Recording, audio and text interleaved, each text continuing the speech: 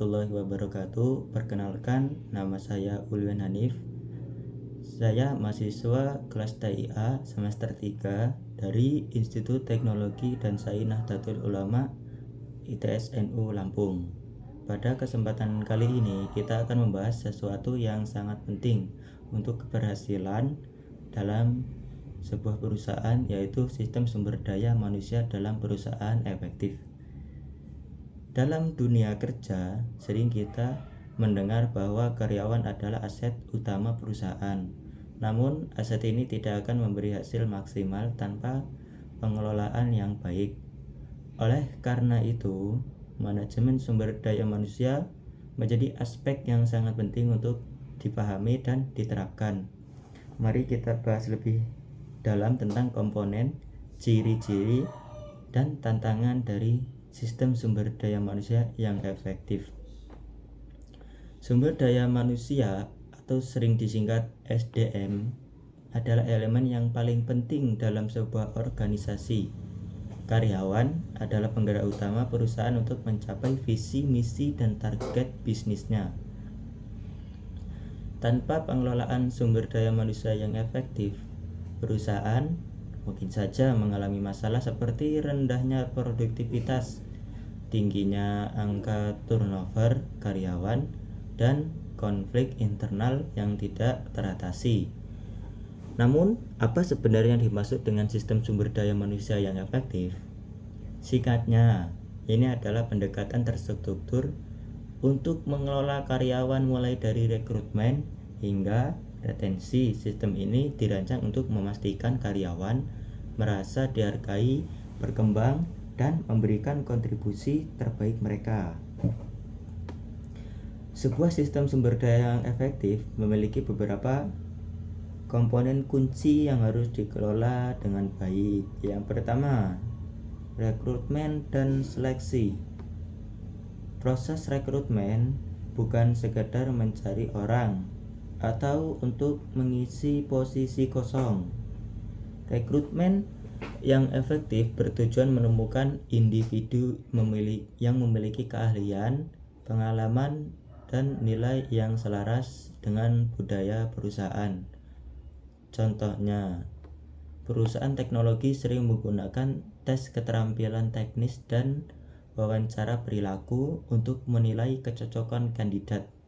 Teknologi seperti ATS, Application Tracking System, juga semakin banyak digunakan untuk mempermudah proses ini. Yang kedua, pelatihan dan pengembangan karyawan. Pelatihan adalah investasi, bukan pengeluaran. Dengan memberikan pelatihan yang relevan, perusahaan tidak hanya meningkatkan keterampilan karyawan, tetapi juga memastikan mereka tetap termotivasi. Misalnya, perusahaan dapat menyediakan pelatihan berbasis teknologi seperti kursus online atau simulasi kerja yang memungkinkan karyawan belajar dengan fleksibilitas. Yang ketiga, manajemen kerja. Penilaian kinerja karyawan adalah langkah penting untuk memastikan mereka berada di jalur yang benar. Sistem yang baik biasanya menggunakan indikator yang terukur seperti KPI, Key Performance Indicator, dan memberikan umpan balik secara berkala.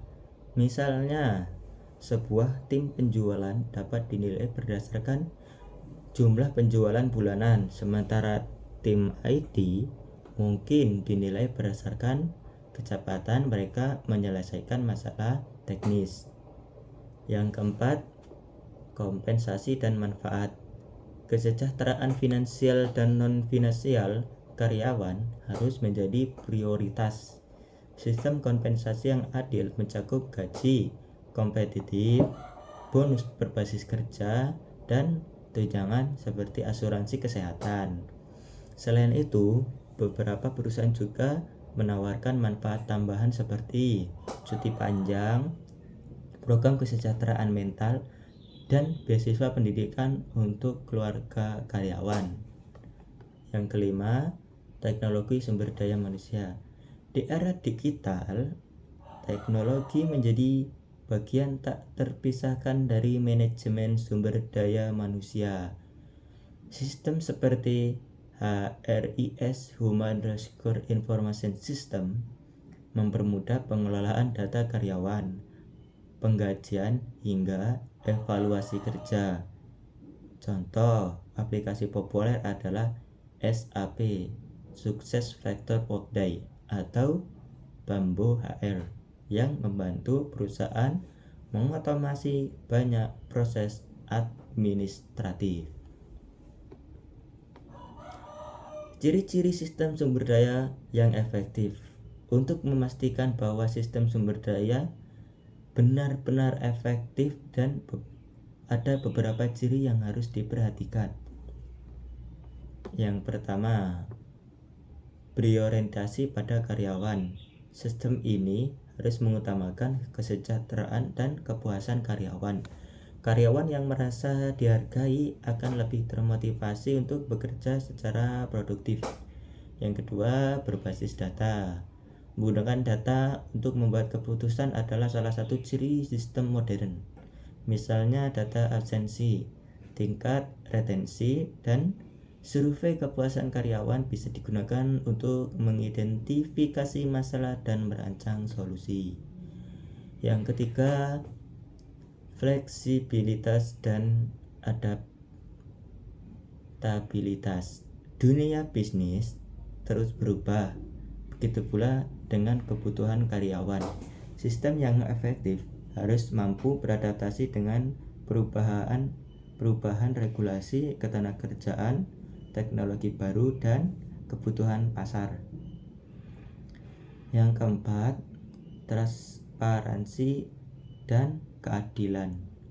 Karyawan harus merasa bahwa sistem ini transparan dan adil. Misalnya, penilaian kerja yang jelas dan berbasis data membantu mengurangi potensi konflik di tempat kerja.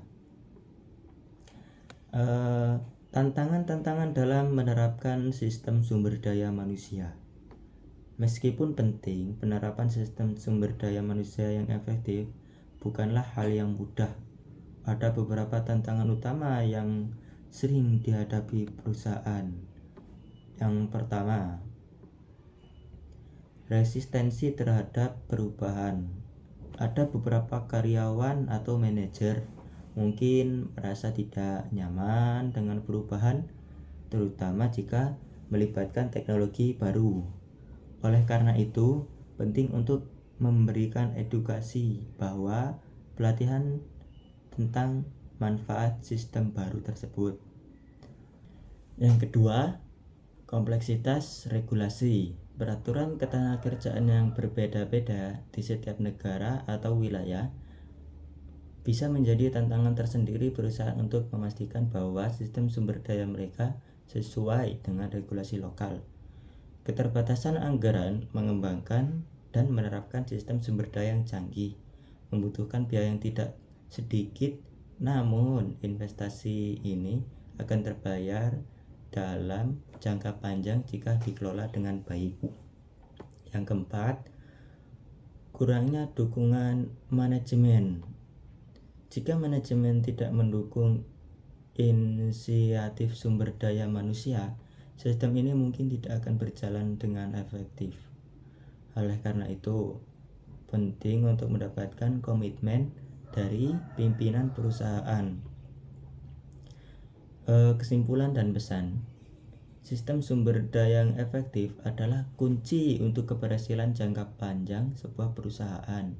Dengan memadukan teknologi, strategi, dan budaya organisasi yang mendukung, perusahaan dapat menciptakan lingkungan kerja yang sehat dan produktif.